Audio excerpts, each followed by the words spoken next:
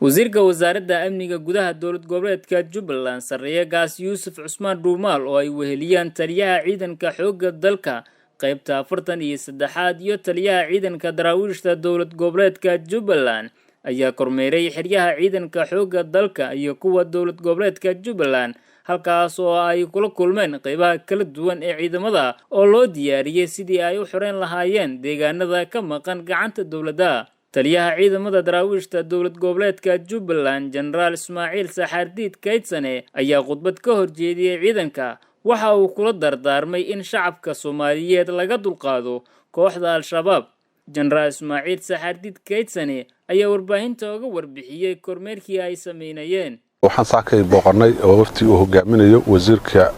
amniga dowlad goboleedka Jubbaland oo aan anigu kamid ahay oo ah taliyaha ciidanka Jubbaland جنرال وكمد يهي تليها عيدن كأفرتن إلى سدح قيبت أفرتن إلى سدحات عيدن كحوق الدلك جنرال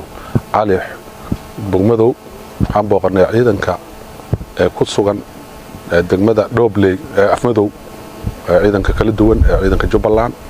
عيدن ماذا أمنية عيدن كحوق الدلك الصوماليات عيدن كدراويشتا عيدن كبوليستا عيدن كنبسوبيدا لما عيدن كاس الدفاع مدلل كجري